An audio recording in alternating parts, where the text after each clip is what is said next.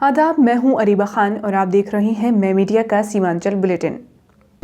MLC चुनाव में पुणिया प्रमंडल से आरजेडी प्रत्याशी हादी अब्दुल सुभान शनिवार को त्रिस्तरीय पंचायत जनप्रतिनिधियों से मिलने किशनगंज पहुंचे। उन्होंने अपने संबोधन के दौरान जनप्रतिनिधियों से कहा कि आप बगैर खर्चा किए मुखिया, मेंबर और जिला परिषद सदस्य नहीं बने हैं। उन्होंने कहा कि मुखिया बनने के लिए 20% खर्च हुआ होगा, पंचायत सदस्य समिति बने हैं तो 15 रुपये खर्च हुआ होगा और जिला परिषद सदस्य बने हैं तो 25 रुपया खर्च हुआ होगा। हाजी अब्दुल सुभान ने सीमांचल के लोगों पर निशाना साधते हुए कहा कि आज बिहार में तेजस्वी यादव की सरकार नहीं बनी है तो इसका जिम्मेदार पुणिया कमिश्नरी के लोग हैं। उन्होंने जनप्रतिनिधियों और लोगों को एक होने की सलाह देते हुए कहा कि अगर पुनः आप लोग एक हो गए तो तेजस्वी की सरकार बनने से कोई ताकत नहीं रोक पाएगी। क्या आप मेंबर बने हैं? बिना खर्चा के नहीं बने हैं। 10% जरूर खर्चा हुआ होगा। मुखिया बने हैं, 20% खर्चा हुआ होगा। समिति बने हैं, वो उसको भी 15 रुपया खर्चा हुआ होगा। कोई जिला परिषद बने हैं, हो सकता है 25 रुपया खर्चा हो गया होगा।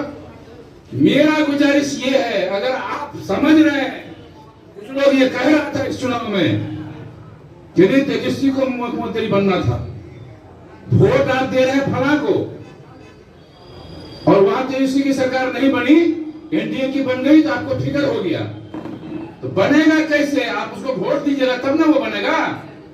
सरकार अगर नहीं बनी है तो पूर्णिया कमिश्नरी के चलते सरकार नहीं बनी है, ये हम लोग मान के चलते हैं। और आज अगर पूर्णिया कमिश्नरी अगर एक हो जाइए तो फिर सरकार बनने में इंशाल्लाह कहीं कोई ताकत हमको नहीं रोक सकता है।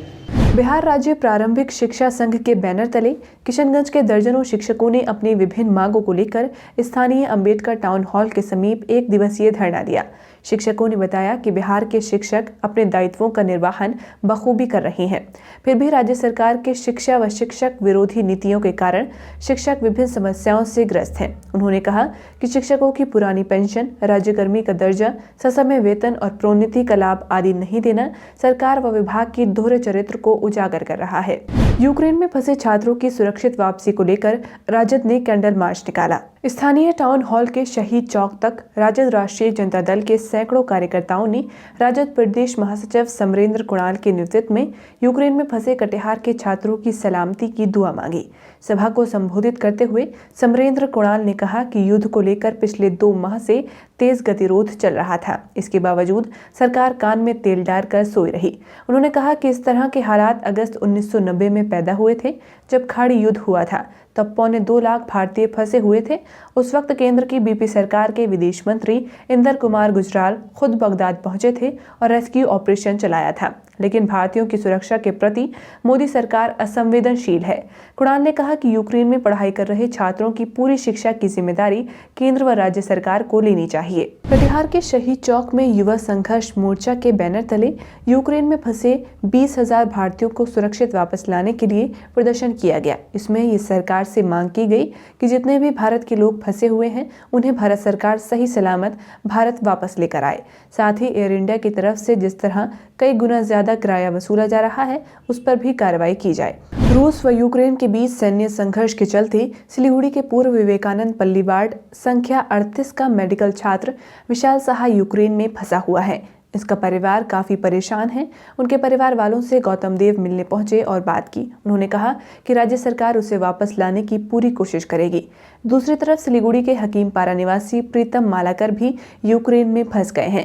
सिलीगुड़ी नगर निगम के मेयर गौतम देव ने शनिवार शाम को वीडियो कॉल के जरिए प्रीतम मालाकर से मुलाकात की। उस दिन गौतम देव ने प्रीतम के माता पिता से भी मुलाकात की। आरपीएफ की विशेष चेकिंग टीम सीपीडीएस द्वारा शुक्रवार को कटिहार स्टेशन पर सघन चेकिंग अभियान चलाकर लाखों रुपए के विदेशी सिगरेट बरामद किए गए। जानकारी के अनुसार आरपीएफ के कमांडेंट के निर्देश पर आरपीएफ के सीपीडीएस टीम के कैप्टन सैयद एहसान अली के नेतृत्व में तस्करी को लेकर दिन रात छापेमारी की जा रही है। इस अभियान के तहत 2800 विदेशी सिगरेट जब्त की गई हैं।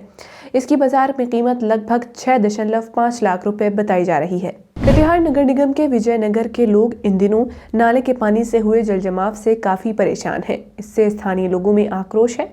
स्थानीय लोगों ने मोहल्ले में एक जगह एकत्रित होकर नगर निगम के खिलाफ आक्रोश जताया। लोगों का कहना है कि जल जमाव की समस्या को लेकर कई बार नगर निगम से शिकायत की, लेकिन प्रशासन मामले की सुध नहीं ले रहा है। जल जमाव से मोहल्ले में मच्छरों का प्रकोप भी बढ़ गया है, जिससे लोगों का यहाँ रहना मुश्किल हो गया है। पूर्णिया की मीनापुर पंचायत के डिया गांव निवासी अंसार पुलिस वाहन से हादसे में जख्मी हो गए। इस हादसे में उनका एक पैर पूरी तरह से टूट गया है। घायल मोहम्मद अंसार ने बताया कि वे कन्हरिया से अपने घर डिया गांव लौट रहे थे, तभी मोड़ पर पुलिस की गाड़ी से दुर्घटना हो गई। घटनास्थल पर उन्हें पुलिस द्वारा आश्वासन दिया गया था कि उन्हें इलाज कराया जाएगा, लेकिन आश्वासन बस आश्वासन ही बनकर रह गया। किसी तरह उनके पिता अंसार को 22 स्वास्थ्य केंद्र ले गए, जहां से प्राथमिक उपचार के बाद पूर्णिया सदर अस्पताल ऑपरेशन के लिए रेफर कर दिया गया। 4 मार्च 2022 को रेणु महोत्सव के सफल आयोजन को लेकर अपर समाहर्ता अनिल कुमार ठाकुर की अध्यक्षता में एक बैठक समाहरणालय स्थित आत्मन सभा कक्ष में की गई। कार्यक्रम का आयोजन जिला स्तर पर व उनके पैतृक ग्राम औराही हिंगा में आयोजित करने पर विचार विमर्श किया गया।